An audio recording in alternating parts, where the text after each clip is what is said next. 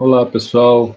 Essa então é nossa aula número 4 da disciplina Tectônica, Ambientes Distensivos, ou Tectônica Extensional. Tá? O que são ambientes distensivos? São aqueles ambientes nos quais, em uma escala global, nós vamos ter extensão, né? Extensão ou distensão. Então, abertura de espaço. Tá? E aí, existe uma variedade de ambientes e estruturas formadas, né, nesse tipo de regime. Começando já então aqui com um exemplo, lá no leste da África, está aqui o continente africano, no leste da África está se abrindo um rift, né? O rift é um exemplo clássico de ambiente extensional, né? Tá aqui o Mar Vermelho, ó, já está abrindo há algum tempo, está começando a formar a crosta oceânica, né? Golfo de Suez, e um terceiro braço aqui que é mais recente, né? Começou há menos tempo, abrindo, formando esses lagos compridos, ó, tá? Eu já mostrei para vocês. Então, 3 braços a 120 graus cada um, tá? Um do outro. Essa é uma foto de lá, ó. Você vê que são falhas, inclusive elas crescem na escala de tempo humana, né? Incrivelmente, o pessoal mora aqui, ó, na beira do lago, tá vendo? O próprio lago lá dentro, ó, tem falhas também, ó. Essas falhas, elas acomodam, crescem, né? Então, tem tremores, eventualmente. Isso, então, está evoluindo no tempo geológico, está evoluindo para uma quebra de continente, né? Um exemplo, então, super interessante sobre de um ambiente extensional. Está aí ele, ó, visto do espaço, aqui em cima é o Mar Vermelho, ele vem, ó, ele não é muito homogêneo, né? Vem, dá a volta, ó, tá vendo? Ele aqui, no caso, circunda um microcráton, tá? Que está aqui, ó. Então, esse lago aqui, ele está em cima de um microcráton e o rift vem, passa de um lado, passa do outro e não corta. Tem dificuldade em quebrar o microcráton, tá? Bom, os ambientes extensionais, eles ocorrem em vários ambientes e regimes tectônicos, como eu já falei, tá? Todo regime tectônico, ele é resultante de um conjunto de esforços, tá? Também conhecido como estresse. Esse conjunto de esforços vai gerar um regime tectônico e vai ditar se ali está tendo extensão, contração, né? E se vai formar uma bacia, se vai formar um orógeno, etc. De modo geral, tem 3 tipos principais de regimes de esforços ou estresse. Esforços resultantes compressivos, esforços resultantes extensionais ou tensionais, tá? Tensionar uma coisa é puxar ela, tá? Ou esforços cisalhantes, né?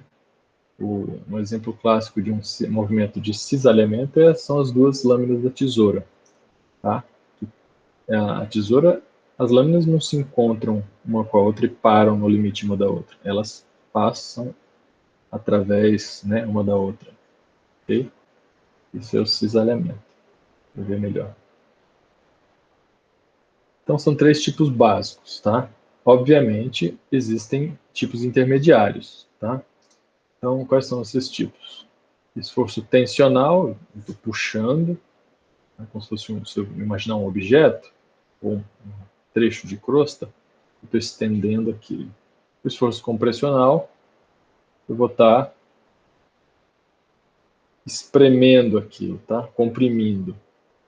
E o esforço cisalhante, no caso, não é as duas forças não têm o mesmo eixo, ó, tá vendo aqui, ó? Aqui é o mesmo eixo, aqui o mesmo eixo coincidente, e aqui não coaxial, a gente chama. Tá? Então isso gera essa rotação no cisalhante e deformação interna também. Tá?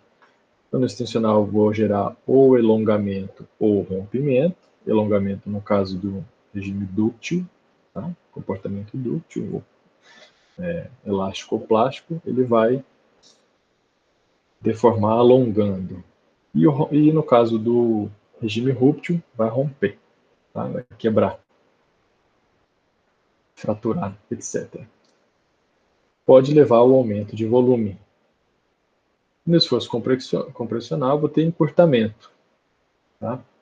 De novo, ou pode ser no regime dúctil, no regime rúptil, vai mudar, eu vou mostrar depois melhor. E pode reduzir o volume de uma rocha por compressão. E o esforço saliente, que basicamente gera deslocamento e deformação por deslocamento. Tá? Aqui, então, exemplificando, forças compressivas, eu vou comprimir um trecho de crosta, tá? E posso gerar encurtamento por dobramento no regime dúctil, tá? Ou por falhamento inverso no regime rúptil. Eu posso gerar uma falha inversa ou falha reversa no regime rúptil.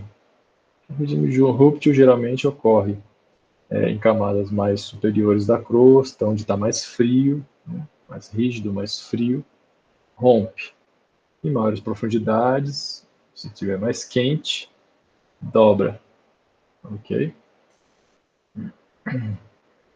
E as forças tensionais, então, vão gerar extensão, e aí gerar estiramento e afinamento no regime dúctil, e falhamento normal no regime rúptil. Já as forças cisalhantes, né, como elas são não coaxiais, elas vão gerar rotação diferencial, né, de um lado para o outro, o que pode gerar cisalhamento dúctil se estiver quente, ou falhamento transcorrente se estiver mais frio. Tá? O quente e frio é muito relacionado com o nível crustal. Né? No nível crustal mais profundo, o comportamento tende a ser mais dúctil. Nível crustal mais raso, o comportamento tende a ser mais rúptil. Ok?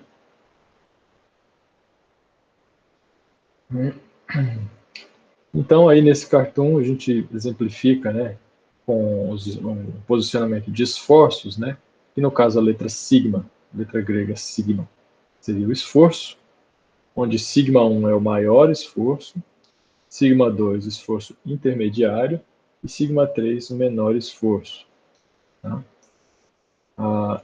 Nesse caso, então, nesse caso aqui, então, com sigma 1 vertical, né, sigma 1 vertical, eu estou comprimindo isso daqui na vertical.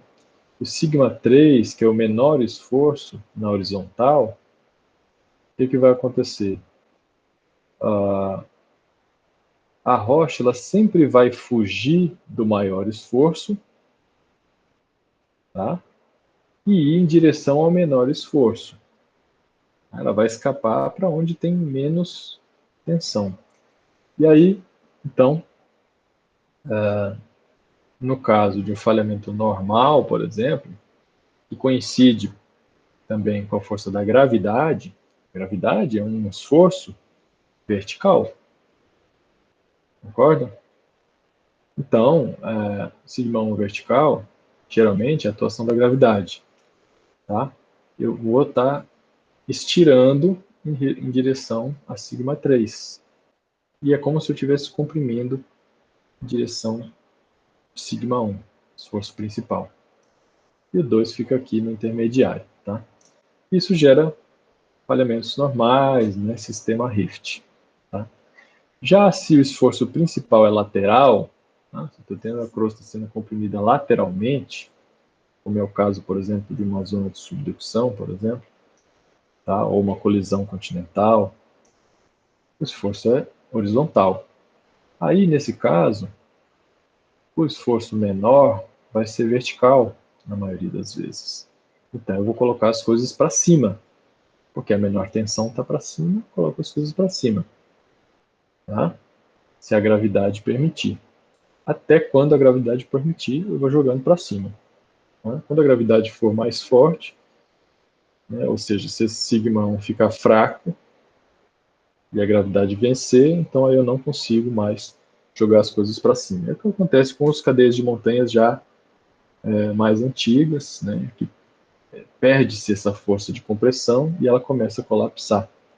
Tá? Mas enquanto ela não colapsa, eu vou colocando para cima. Tá? Aqui um exemplo, então, rúptil, no qual gera uma falha reversa, né? Inclusive uma dobra associada, ó, a essa falha reversa. É uma falha de empurrão, né, de baixo ângulo, que vem e o ângulo fica um pouco mais alto aqui. Ó. Eu vou mostrar bem depois as dobras associadas às falhas. E, no caso da situação transcorrente, né, e do cisalhamento, eu vou ter sigma1 e sigma3 horizontais, e o sigma2, que é o intermediário, né, o esforço intermediário, na vertical. Então, percebam que na direção do esforço intermediário não tem muita mudança. Tá? Eu nem comprimo nem estiro a matéria no sigma 2. Ok? Eu geralmente comprimo na direção do 1 e vou estender na direção do 3. Tá? Lembrando, né, o jeito mais fácil de lembrar disso é que a matéria foge do maior esforço e vai ao encontro do menor esforço.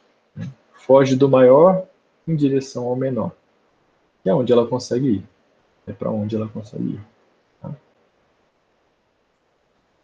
Então, os esforços extensionais e tensionais são comuns em diversos ambientes geológicos. Vamos falar primeiro, então, dos extensionais. Eles ocorrem muito em limites divergentes de placas, então, lá na cadeia mesoceânica, por exemplo, tá? Ou onde o continente está sendo quebrado. É o caso lá do leste africano que eu mostrei lá no início. Tá? Rifts continentais da placa, é o caso, né, do leste africano, e regiões de retroarco, por exemplo. Tá? Seria a bacia de retroarco dos Andes, por exemplo. A bacia de Neuquén, até inclusive Pantanal, o charco argentino, né? E uma das estruturas mais significativas, né, dos ambientes extensionais são as falhas extensionais. Elas são associadas a esforços que causam extensão da crosta, né, e para estender a crosta são geradas várias falhas, tá? Mais ou menos nesse esqueminha aqui, ó. Tinha esse segmento aqui de rocha, ele vai ficar assim, tá vendo que estendeu? Ficou mais estirado, tá? Então, com o falhamento, eu consigo estirar.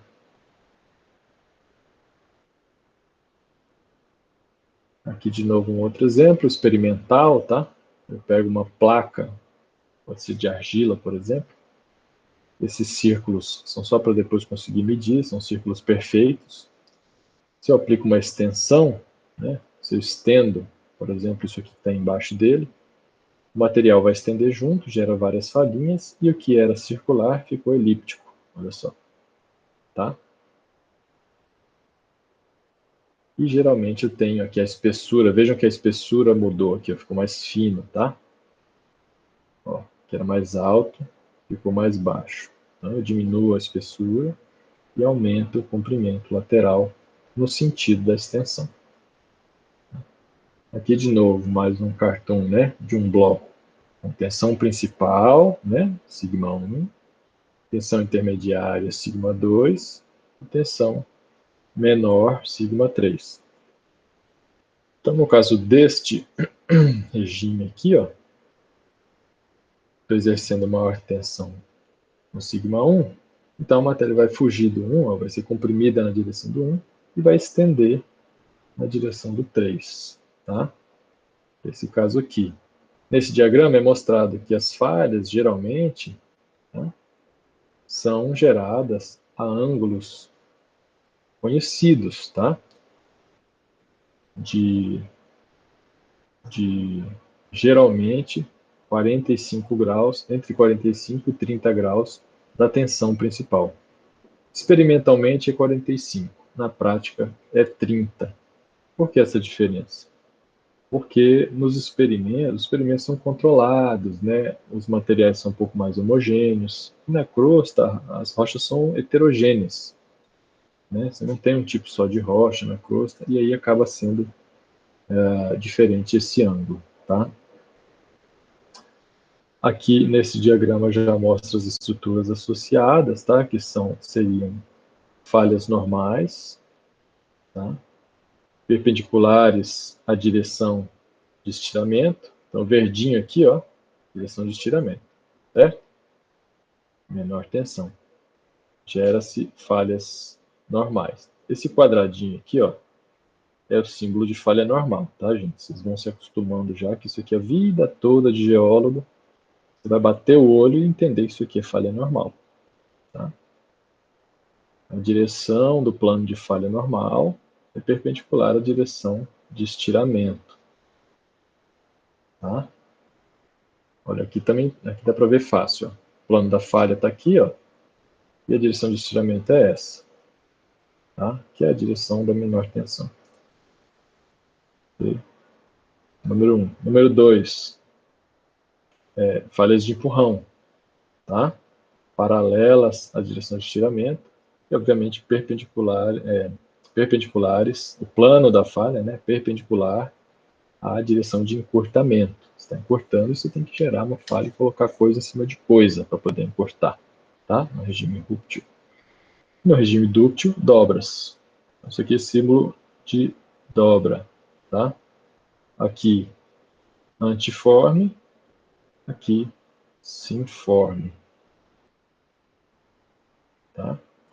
E 4 fraturas de distensão, também perpendiculares à direção de extensão. Por que perpendiculares? Porque é o sentido em que elas abrem, ó, a abertura da falha, da fratura, se dá aqui nesse sentido aqui, ó, tá?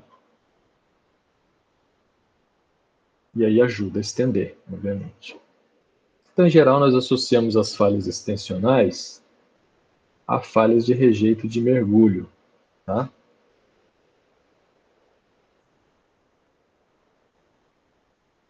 Falhas de rejeito de mergulho.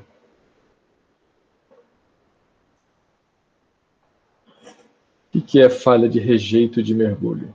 É aquela falha cujo deslocamento se dá paralelo ao mergulho do plano de falha. Você pode imaginar, mas não são todas as falhas normais que são assim? Não. Muitas vezes, o mergulho do plano está aqui, ó, e o rejeito da falha é lateral, assim, ó, tá? Diagonal, ok? Então, mas elas em geral são falhas de rejeito de mergulho, tá? São chamadas de falhas normais. Por que normal? Porque ela acontece por ação da gravidade, né? É o mais comum, falha normal. Eu tenho a capa, que é em relação à declividade do plano, é o que está por cima, tá? Você vê que ela desceu, mas ela está por cima, ó. Se eu pegar aqui esse ponto, ó, quem está por cima é a capa, e quem está por baixo é a lapa, tá? Isso tem que ficar bem claro. Vocês já viram, né, em GeoGeral, GeoBásica, né, IDG, mas tem que sempre estar lembrando, tá? E quais são os elementos geométricos observados em falhas normais? Bom, são vários, né? E elas são indicativas de processos extensionais distintos, tá? E a partir dessas estruturas a gente consegue aproximadamente entender como se deu a extensão, tá? Em que regime de tensões, em que nível crustal, etc. Tá?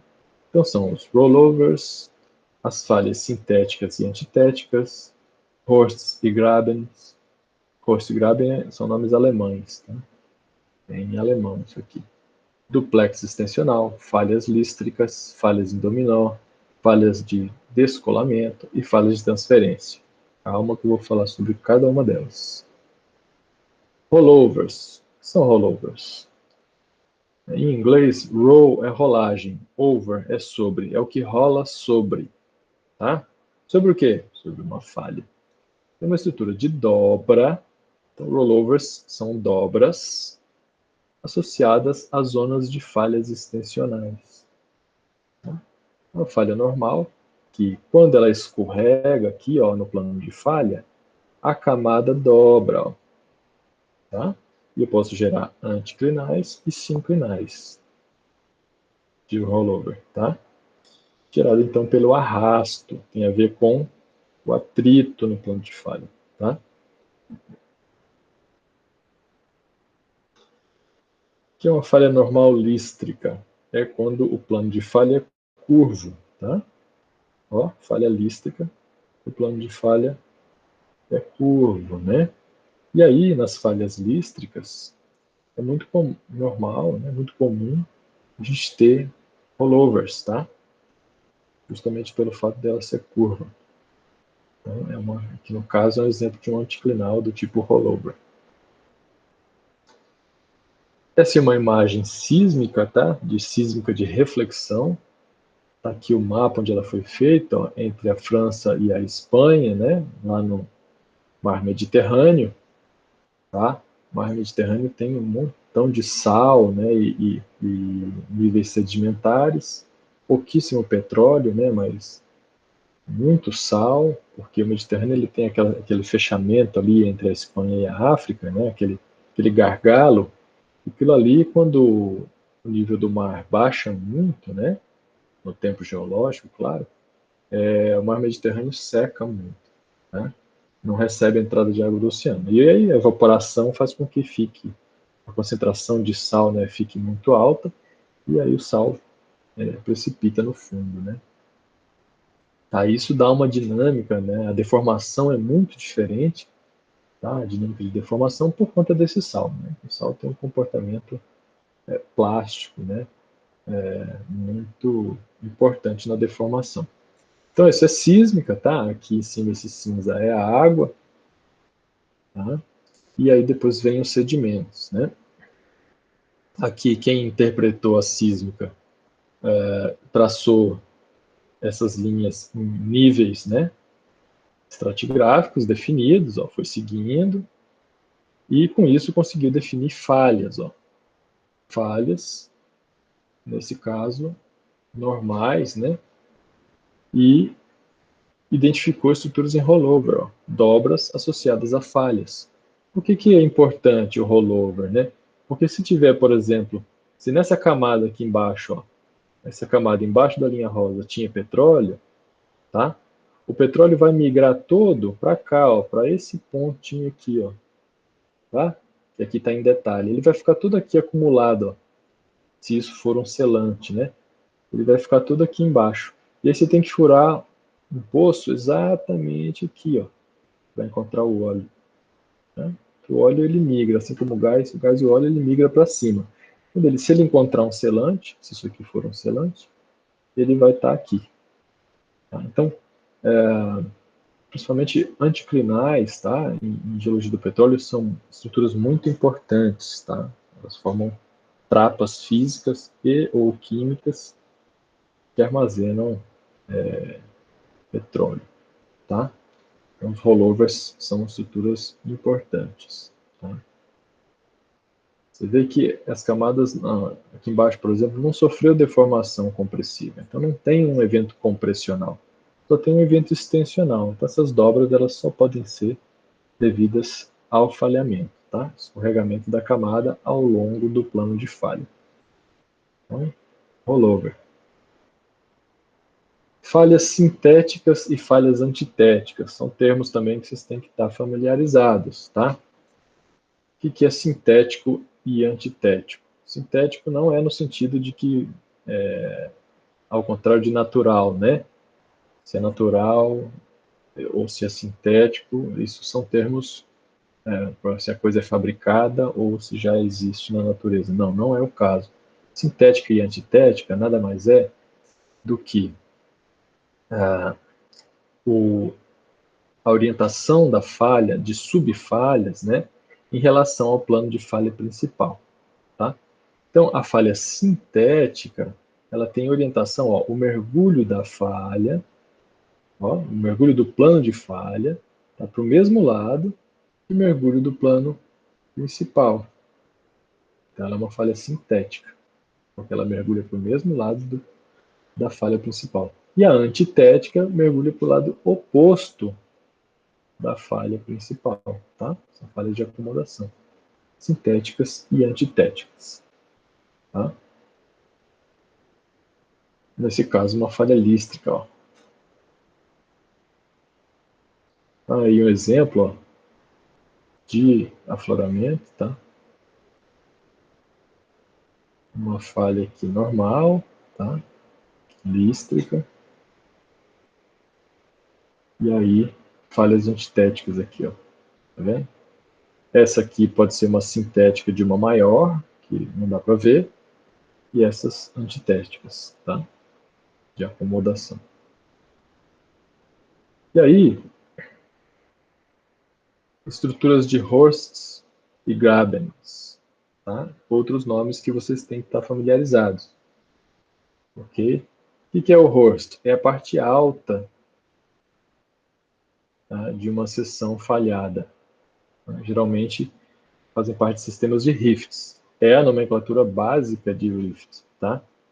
O Horst, então, vai ser aquela porção que fica mais alta, que não é abatida, ou seja, que não baixa, né? Que não desce durante a extensão. E o Graben são aquelas porções baixas que foram abatidas. Tá? Então, esse aqui é o Graben. Tá? Ele ficou lá embaixo.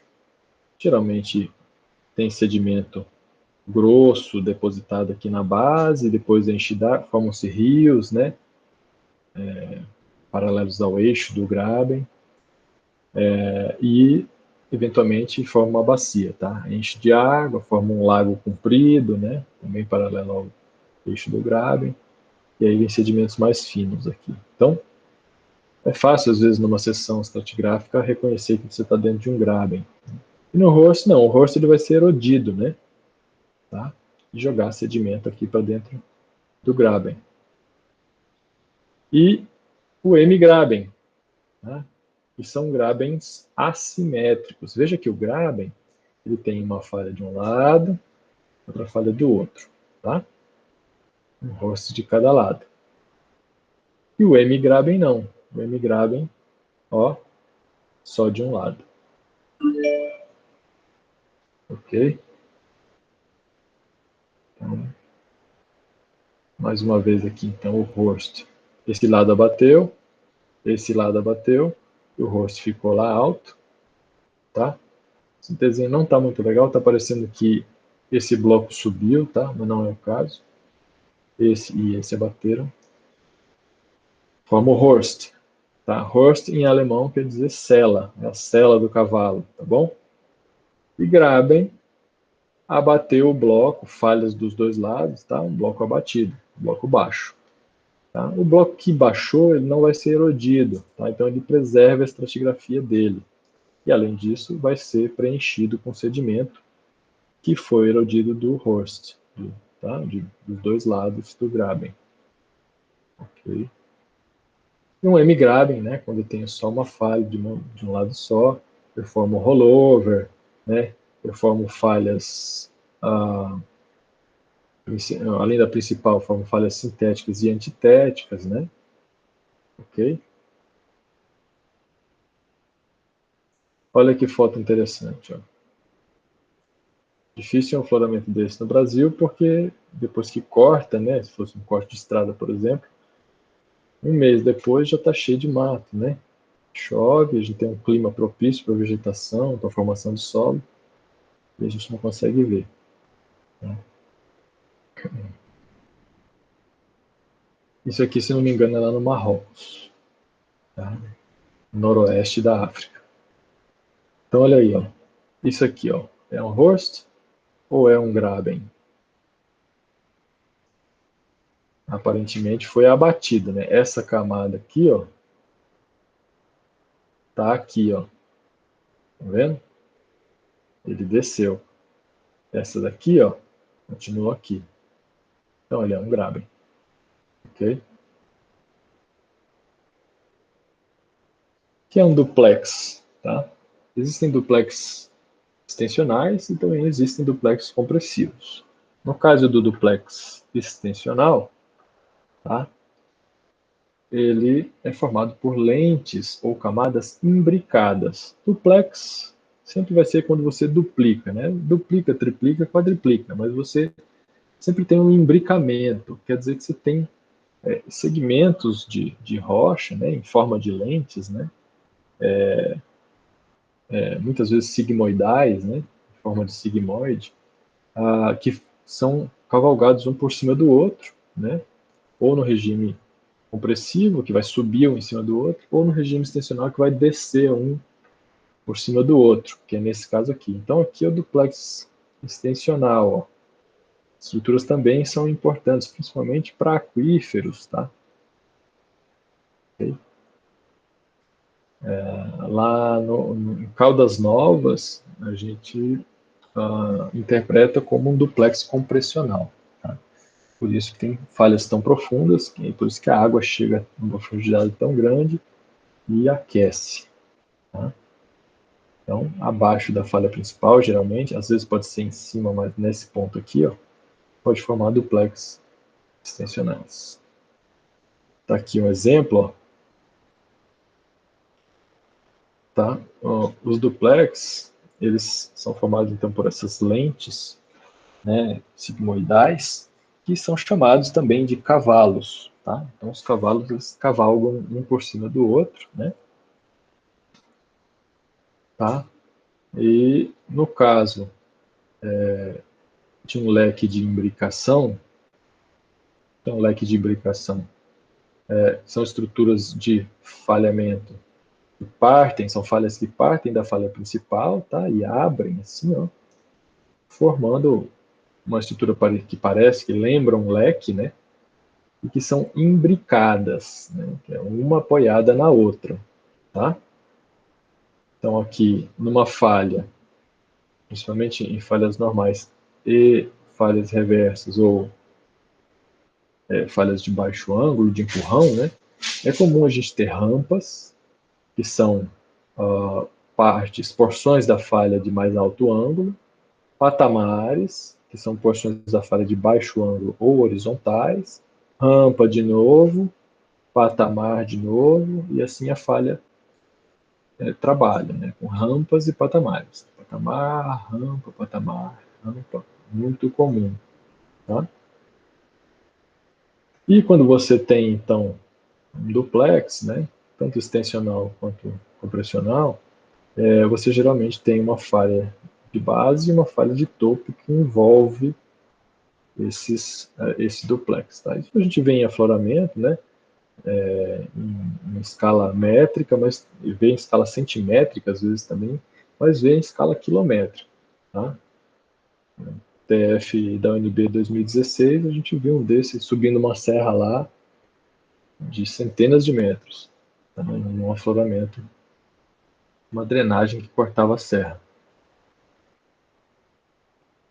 E aí, um dos sistemas de falhamento é o sistema de falhas em dominó, no qual eu tenho blocos rígidos que falham e rotacionam, tá? Eles tombam, tá? Formando esses blocos então rotacionados. Abre espaço aqui, ó. Isso aqui é importante para água, para petróleo, para fluido hidrotermal, etc. Tá? E num sistema diferente das falhas em dominó, né? São sistemas de falhas lístricas, tá? E aí já não abre tanto espaço na base, ó. Todas as falhas vêm e partem da falha principal, né, do descolamento principal, tá? E sobem em direção à superfície, tá? Isso aqui é um experimento de caixa de areia, né? Eu mandei uns vídeos para vocês de experimento de caixa de areia, vejam. para vocês entenderem o que é, né?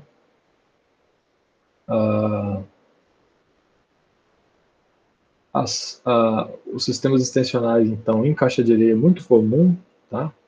Ter falha lístrica, né? com grabens, tá? IM grabens, tá? Então aqui um graben, IM grabens, tá? Falhas sintéticas e antitéticas, né? Aqui no caso sintéticas, né? Em relação a essa aqui principal, e antitéticas aqui, ó, para acomodar também. Então na caixa de areia você consegue ver uma porção de estruturas, né? Que a gente geralmente vê em seção sísmica, etc. Tá? Aqui um experimento também mostrando falhas em dominó, né? Tá? O cara pôs a areia colorida, tá vendo? Ficou bem interessante. E a mesma coisa em afloramento, né? Falhas em dominó. Lembrando que as falhas em dominó, elas são paralelas, elas não fecham na base, como é o caso da lístrica. A lístrica, ela vem afunilando para a base, tá vendo? Se forma triângulos, tá? Triângulos deformados, né? Mas são triângulos. E aqui não, são retângulos, né? Tá? Isso dá muita diferença na hora da deformação. Okay? Temos também as falhas de descolamento e falhas de transferência. Falha de descolamento é aquela falha basal, tá? Que está abaixo de todo mundo, que controla todo mundo. Tá? É a falha principal, é o descolamento principal. A partir dela surgem outras falhas, tá? Que geram aí M-grabens, grabens. Tá?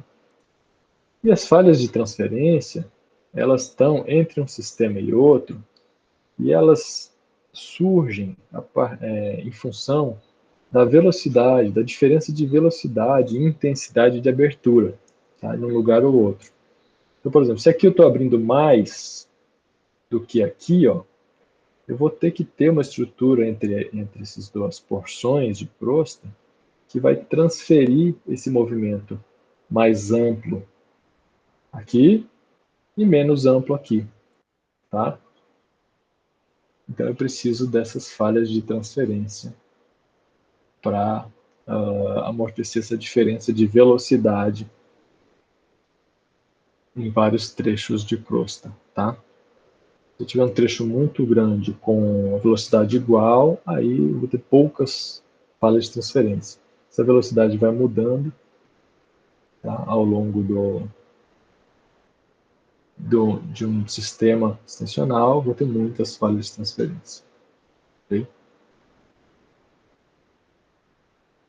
Então, aqui um exemplo de novo, aqui, a falha de descolamento, essa aqui, e as falhas de transferência aqui, ó, ou acomodação. Tá? O bloco desceu mais, ele teve que gerar uma falha de um lado e de outro para acomodar, tá, esse maior deslocamento dela. Ok? Aqui, a mesma coisa, um outro modelo, em que se tem uma falha de transferência que leva a coisa toda. Ó, tá? Falha inclusive aqui. Ó, tá? Nesse caso, não falha a falha principal de descolamento. E aqui, visto de cima, seria esse modelo aqui, visto de cima, tá? Só que mais amplo, com várias falhas de transferência, sedimentos sendo jogados aqui, esses pontinhos aqui são sedimentos, tá? Eródio aqui, essas linhas são o plano de falha principal, ó, tô vendo de cima, ó. É isso aqui, mais ou menos isso aqui visto de cima, tá? Ok? Para vocês terem uma ideia. E aí, sistemas de Rift, tá? Ou sistemas de falha que não são Rift, mas tem sistemas de falha de acomodação de extensão, eu vou ter zonas de acomodação, tá? Com o que é usado de estrutura para acomodar essa extensão? Falhas de transferência e falhas de alívio. Tá? Então, isso aqui é um exemplo de uma zona de acomodação. Estou tendo Então, um sistema aqui de falhas, né? Um rift acontecendo aqui e o outro acontecendo aqui, eles não têm o mesmo eixo, ó. Eles têm um deslocamento entre si, tá? Então, entre eles, para acomodar esse deslocamento, essa mudança de eixo do rift, eu tenho que ter uma zona de acomodação. Tá? Nessas zonas de acomodação, é muito comum, então, eu ter falhas de transferência, tá? De movimento e falhas de alívio, tá? Então, tá aqui, ó, um exemplo de um bloco de diagrama com uma falha de alívio, tá? Entre um sistema aqui de um eixo e outro. Olha o que acontece. Se eu chamar isso aqui, imagine que isso aqui, para cima está o norte, tá? Aqui para cá é o oeste, para cá é o leste. Então, eu tenho essa falha, a ombreira oeste do rift, né? E a leste. E aqui, nesse caso, a oeste e a leste. O que acontece na falha de alívio? Tá? A falha oeste desse trecho do rift emenda com a leste. Ok? Ó, tá? Forma essa estrutura aí, mais ou menos em Z, né? Tá? E no bloco C aqui, mostrando, então, o sistema de falha de transferência, que eu transfiro a diferença de abertura de um rift para o outro, né? De um trecho do rift para o outro, através dessa falha. As de transferência, elas são mais retilíneas, né? Perpendiculares ao eixo do rift, né? Seriam essas daqui, ó. E essas mais curvas aqui, assim, ó, seriam as falhas de alívio. Tá? Então, aqui, de novo, uma falha normal, ó, lístrica. Tá? É a base de todo o sistema, então é a falha de descolamento. Tá? Eu tenho um pouquinho de arraste aqui, ó, formando uma leve deformação das camadas. Tá? Perceba que essa camada aqui, principalmente, ó, ela cresce, ela é menos espessa aqui e mais espessa aqui. Tá? Isso significa que essa falha ela é sim sedimentar. O sedimento foi sendo acrescentado aqui durante o falhamento. Falhei um pouquinho, joguei sedimento. Falhei um pouquinho, joguei um sedimento. Tá? O mesmo vale para esse aqui, ó, as camadas aqui. Tá? Tem que lembrar sempre que esses sistemas, tá? Um sistema desse, por exemplo, ele não vem e falha de uma vez e pronto, acabou. Tá? São vários pulsos. Né? Quando você tem um sismo, teve um terremoto lá no Chile. Esse terremoto ele é um de uma série de terremotos, tá? Que são pulsos de um movimento que está acontecendo no tempo geológico, tá? No longo prazo. E a gente tem que começar a botar a nossa cabeça para funcionar dessa forma em geologia. Pensar que as coisas que a gente vê no nosso tempo humano são processos longos e muitas delas acontecem em pulsos. Tá? E é o caso do sistema rúptil, principalmente, acontece em pulsos. Tá? Rompe um pouquinho, acumula mais tensão, rompe mais, quando rompe alivia a tensão, né? Aí começa a acumular de novo, chegou no ponto limite, rompe de novo, alivia a tensão, começa a acumular de novo. Tá? Então as falhas, quando esse bloco aqui desce, eu abro espaço para sedimentação, jogo mais sedimento, tá? Por isso que essa camada é mais espessa aqui e menos espessa para lá, tá? Ok? E aqui, ó, ela já está rotacionada, né? Então aqui, por exemplo, nessa fase aqui, ó, tá? Foi provavelmente quando teve mais deslocamento dessa falha. Tá? As primeiras camadas a serem falhadas e rotacionadas. Tá? Isso é uma seção sísmica, tá? De bem baixa qualidade, mas interessante para estudar, ok? E aí um sistema dominó aqui, ó, tá vendo? Falhas paralelas, tá? Todo mundo rotacionando, né?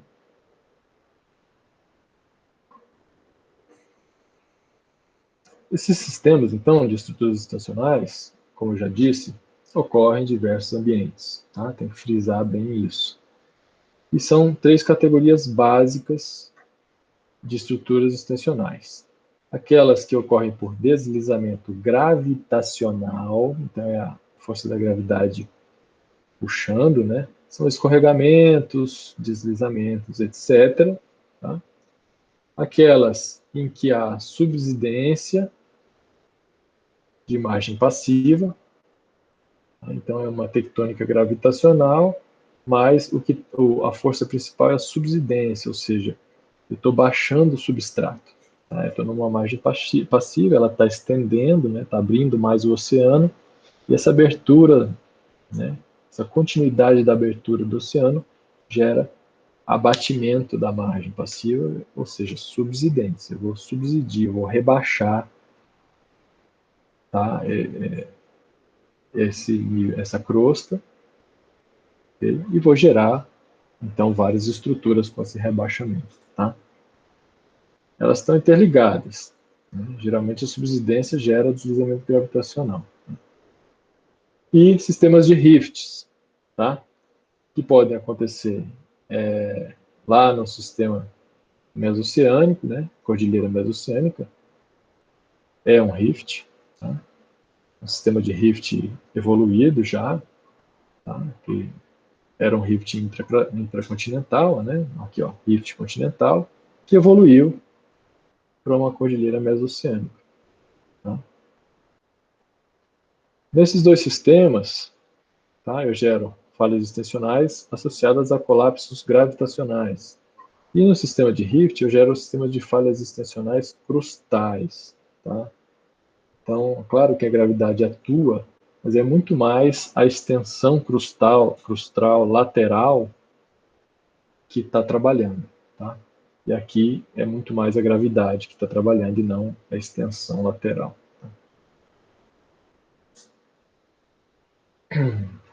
Então, essas relacionadas ao colapso gravitacional. Tá? Quais são os ambientes geológicos em que ela ocorre? Sistemas de delta progradacional. Então, para quem não sabe o que é delta é aquela parte do rio que chega na bacia oceânica, né? E que geralmente abre, né? O rio é um só ali, né? Com alguns canais, claro, mas ele abre vários canais quando ele chega um pouco antes de chegar na margem, né? Da bacia oceânica, e também depois lá dentro do oceano, né? Abre no formato de um delta, um triângulo, né? Por isso chama delta. A letra delta grega maiúscula é um triângulo. Por exemplo, os deltas os rios Níger, né? Lá em Níger e na Nigéria, né? Tem 2 países com nome parecido na África, né?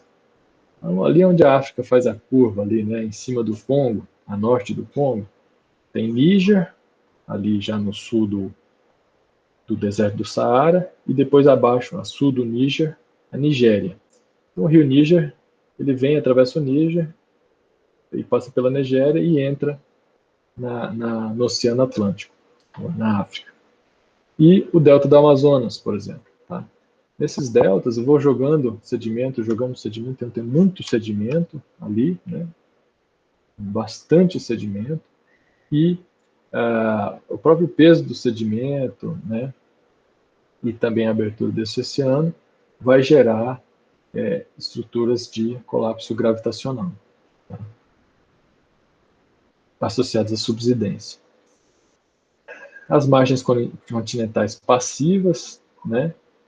Também, que aqui nesse caso do delta, além de ser um delta, né, progradacional, ou seja, que tem sedimento sendo jogado por cima do sedimento mais antigo, também, no caso desses dois exemplos, são margens continentais passivas, tanto lá na África quanto aqui no Brasil, né, no Rio Amazonas, é também uma margem passiva. Tá? Não sei se vocês lembram, mas a ativa seria onde teria subducção. Tá? Nos diápiros salinos, tá? Diápiro é uma pluma que sobe, né? Então, o diápiro salino é uma pluma de sal. Tem vários formatos, né? Cogumelo de sal, parede de sal, tá? Exemplo, então, no Golfo do México tem muito isso, né? Também é um mar parcialmente restrito, então tem muito sal lá, tem muito diápiro salino que ele sobe e depois ele pode ser abatido pela gravidade e formar estruturas gravitacionais. E colapso de escarpa submarina, tá? Onde você tem a quebra do talude do continente, também ocorrem essas estruturas, tá? Então ocorrem deslizamentos gravitacionais, tá? No qual você tem uma quantidade de sedimento muitas vezes bem grande sendo jogada lá para baixo, tá? Ele pode ocorrer em escalas menores, né? Na quebra de talude continental, geralmente é comum escalas bem grandes, tá? E é importante também nas margens continentais passivas, né? Principalmente para a exploração de petróleo, tá? Porque ele muda muito a configuração que você estava tendo com a dinâmica sedimentar normal. Ele vem e joga um montão de sedimento em cima ali de uma vez só, né? É um sedimento desorganizado, não tem camadas bem marcadas como tem no regime sedimento normal, tá? Então, são eventos catastróficos os deslizamentos gravitacionais.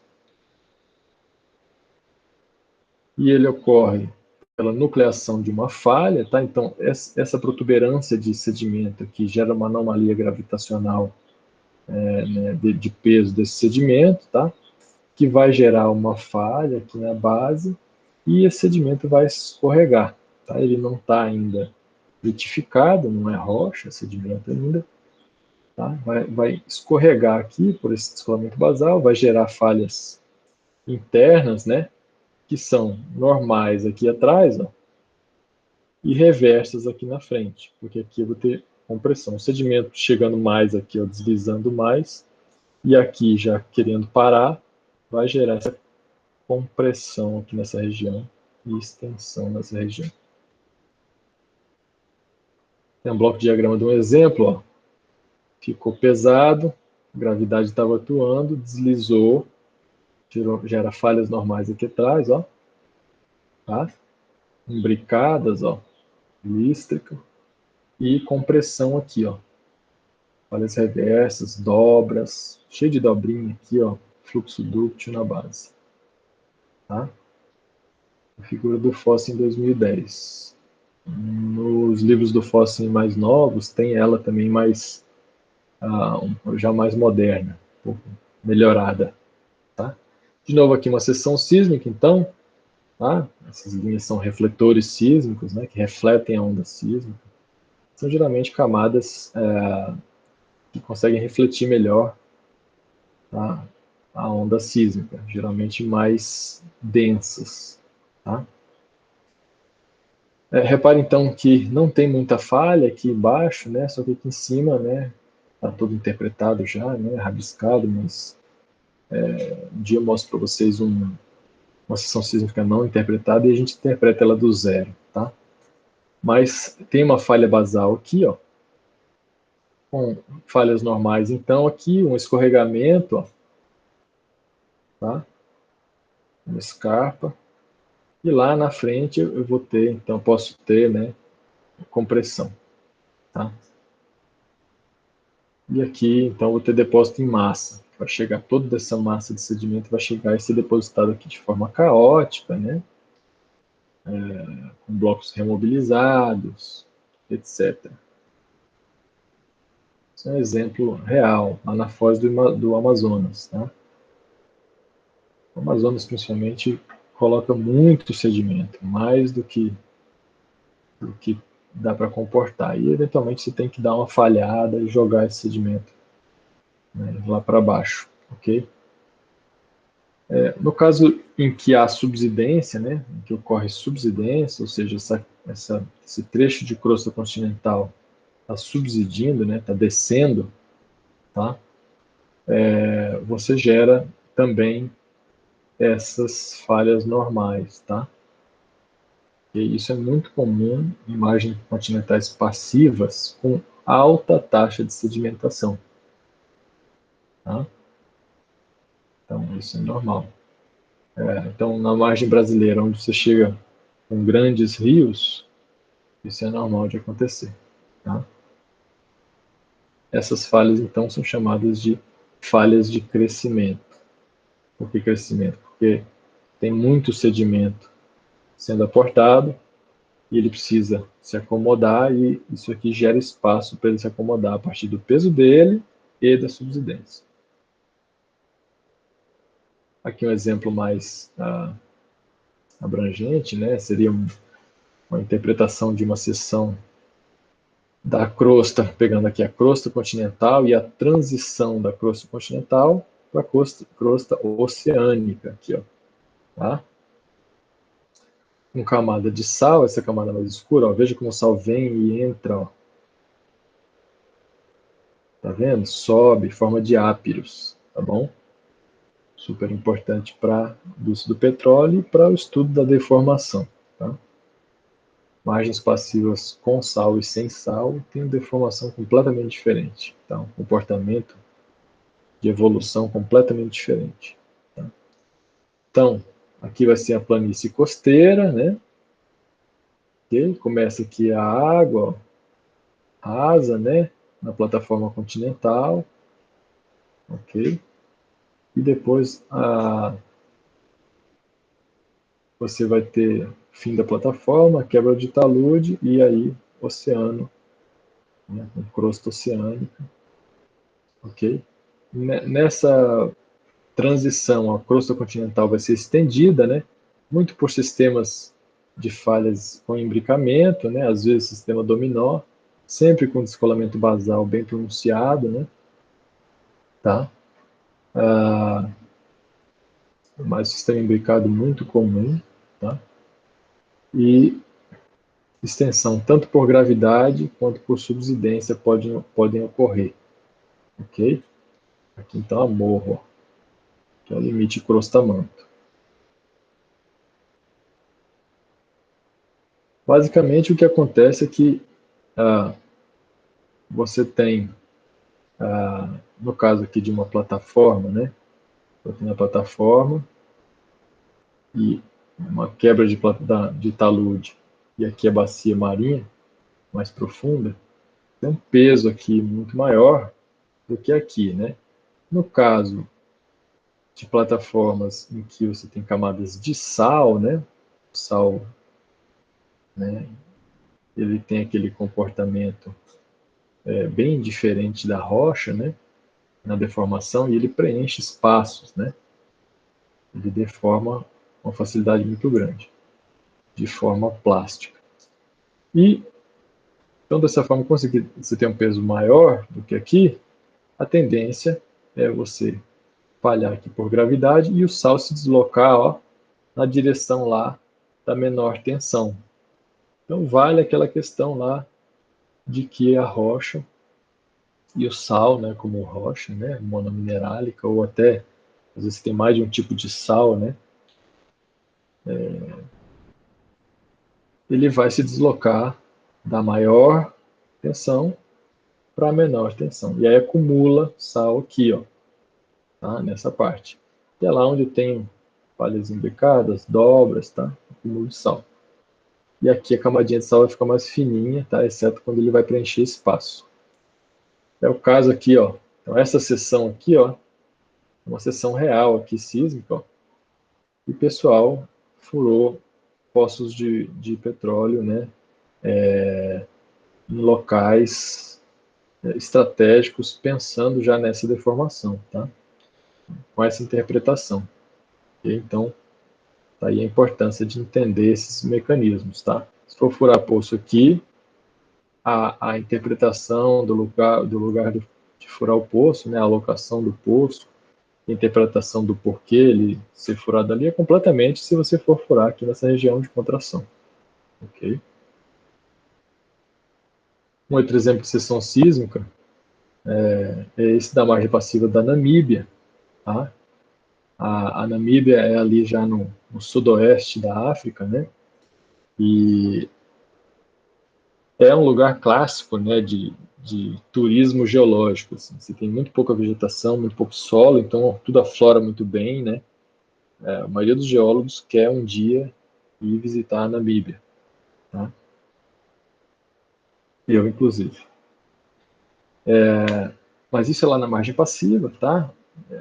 Esse aqui provavelmente é o nível da água, aqui no zero. Então você tem uma seção aqui sedimentar pós-cinemática, então ela é mais nova, ó, ela não está deformada. E você tem uma seção aqui, ó, que foi totalmente deformada por extensão, com falhas, ó, né, um misto de dominó com imbricação, né, tá? Mostrando extensão aqui nessa região traseira, tá? Mais alta, e compressão aqui, ó, tirando dobras, tá? Formando mais ou menos um cinturão de cavalgamentos e dobramentos, tá? Thrust belt, cinturão de cavalgamentos e dobramentos. Tudo por conta desse, desse, dessa acomodação aqui, ó, controlada por essa falha de deslocamento, marcada em vermelho, tá?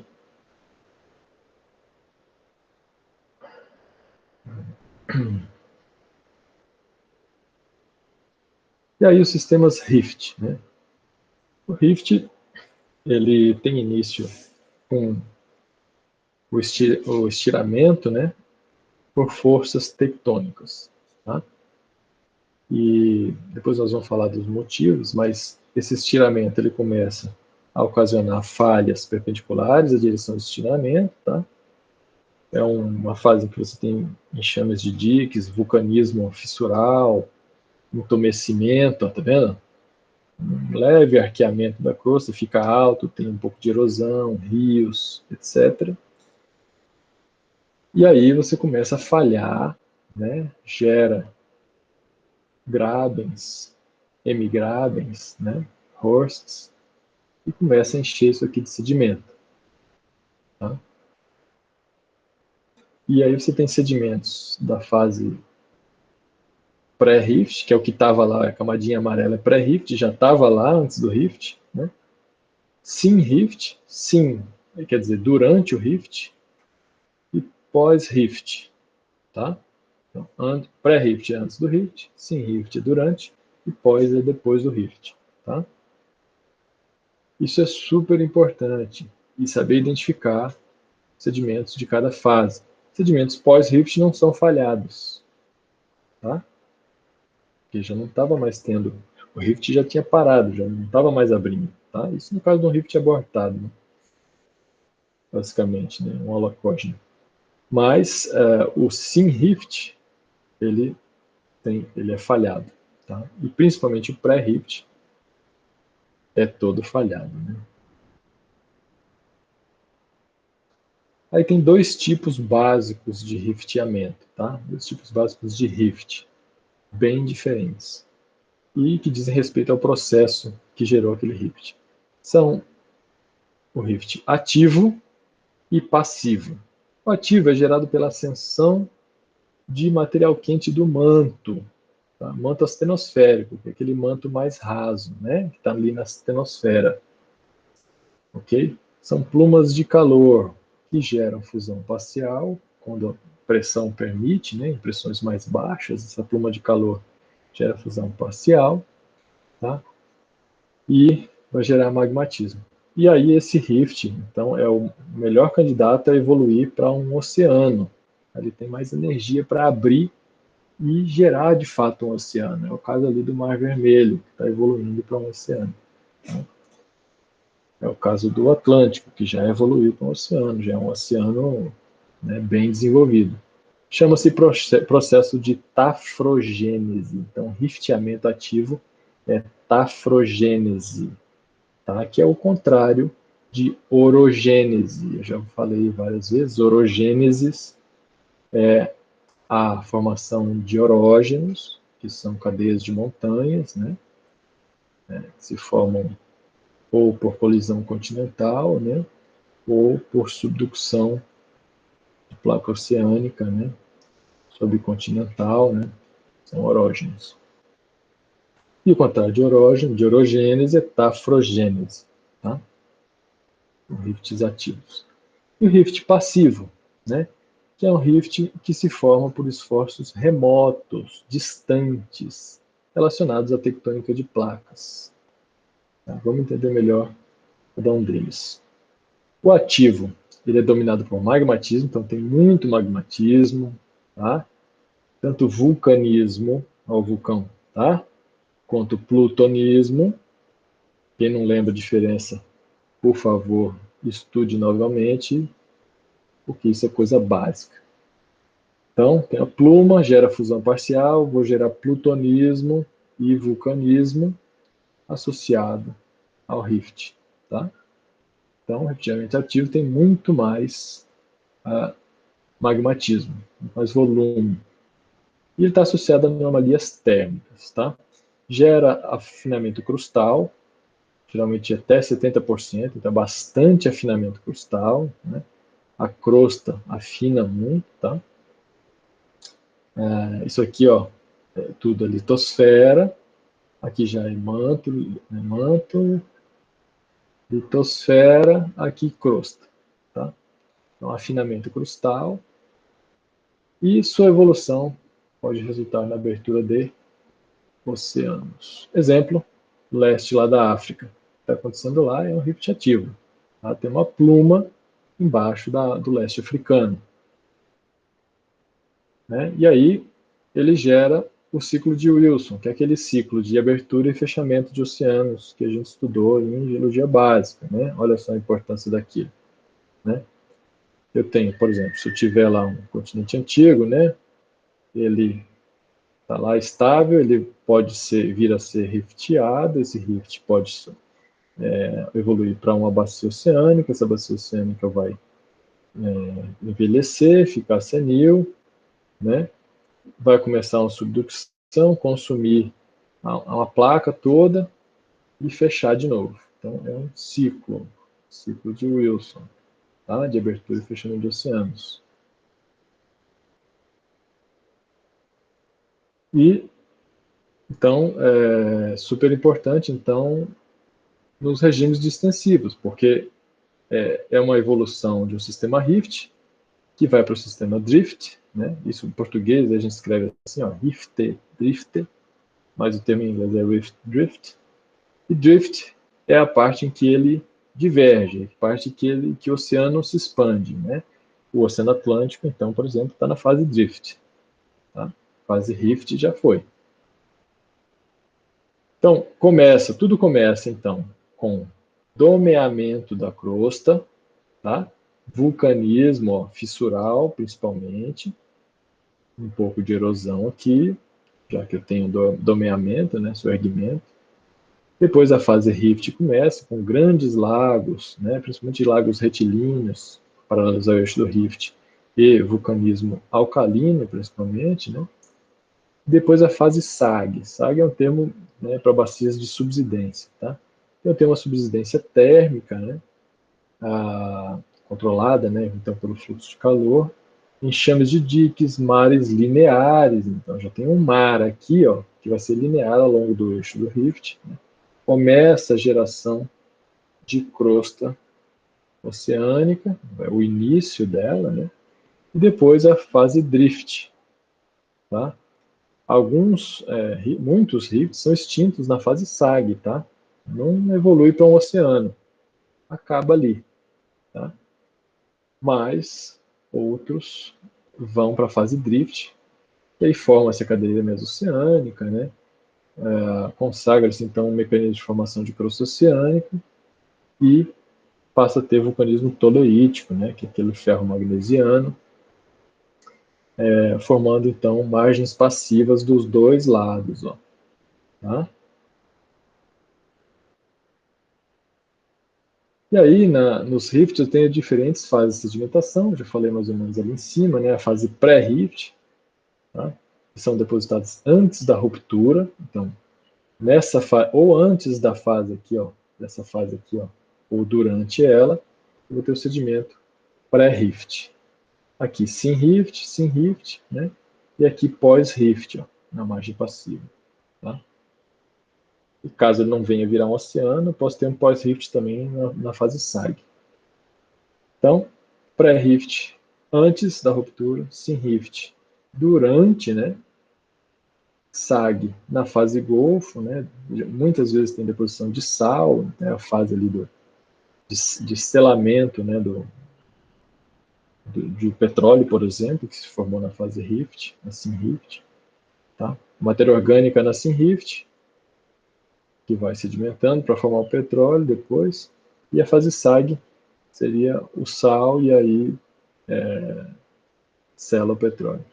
E no pós-rift, desenvolvimento de oceano, subsidência da margem passiva, né, sedimentos de fase pós-rift, não falhados, etc. Tá? Então aqui as interpretações sísmicas com a legenda, ó, vocês dêem uma olhada. Azulzinho pré-rift, verde sim-rift, SAG. Né? Reparem que aqui tem crescimento, ó, é assim rift, né? Ela está sendo depositada ao mesmo tempo que está falhando. Eu expliquei anteriormente. Já a azul não, é pré-rift, já foi depositada. Então ela não tem crescimento. Ela é falhada, mas ela não continua crescendo, né? Não tem novo aporte, tá? E a pós-rift, SAG e pós-rift tampa tudo. Então esse diagrama mesmo que eu passei anteriormente, né? Só que agora ele mostra então com fase na arquitetura da margem passiva, né? Mostrando as estruturas, né, de pós-rift, sedimentos que subiram depois da evolução do rift, né? Aqui, nesse caso, também as estruturas de rollover, né? Deformação, aqui de falhas reversas, lá na frente do escorregamento, né?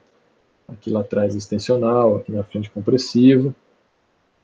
Estruturas sim-rift, durante a formação do rift, durante a abertura daquele rift, essas falhas então foram formadas, né? Ok?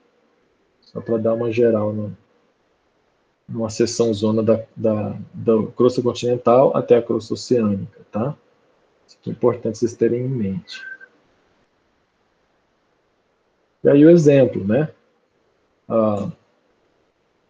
Do rift do leste africano aqui, em fases diferentes, né? Então, o Golfo de Aden já tem crosta oceânica bem desenvolvida, o Mar Vermelho está começando, aqui o trechinho, tá vendo? Aqui nesse lugar formar a crosta oceânica e cadeia mesoceânica, e aqui não formou ainda, tá? Está ainda na fase sim-rift, querendo migrar para a fase SAG, né? Aqui está saindo da fase SAG, indo para pós-rift, aqui saindo entre a sim-rift e a SAG, né? Formando grandes lagos, né? Querendo começar a depositar sal, tá? Só vai depositar sal, na verdade, quando comunicar com o oceano aqui, tá? Que eu acho que é em breve, principalmente aqui, tá? Ok, gente? Aqui uma foto lá da região, a coisa é bruta. Essas escarpas são falhas normais, né? Tá? O continente está quebrando. Aqui então o cartoon mostrando os estágios, né? Então, tumescência térmica, domeamento, né? Estágio B, formação dos rifts continentais. Né? Então, quebrou, tá? Começou a formar crosta oceânica, mas ainda não se instalou mesmo de fato aquela fábrica de crosta oceânica, que só se instala aqui, quando eu tenho total afinamento, né, da litosfera, e que eu chego aqui com o manto, né, a ascensão do manto, e aí sim, eu tenho magmatismo toleídico, né, que o manto fornece aquele magma primitivo para formar um magmatismo toleídico da crosta oceânica, tá? E aí está separado. Separei os dois continentes e esse oceano vai embora até que ele fique velho e queira subductar, tá? Eu vou parar por aqui então, depois a gente continua entrando em detalhes, tá? Já deu 1 hora, eu vou mandar depois a parte 2 dessa aula, na qual eu vou continuar a explicação dos slides, tá? Então vocês assistam, no final me mandem dúvidas, tá? No slide tal, tal coisa, tá? Tente explicar o melhor possível a dúvida que eu vou tentar responder. Lá no Classroom mesmo você já escreve a dúvida, tá? No mural. Ok? É até legal que outras pessoas podem ver sua dúvida. Às vezes a pessoa não pensou naquilo, mas aí quando lê a sua dúvida, fala, é mesmo, né? E aí até tinha aquela dúvida, mas não tinha tido a iniciativa de perguntar. Ok? Abraço a todos.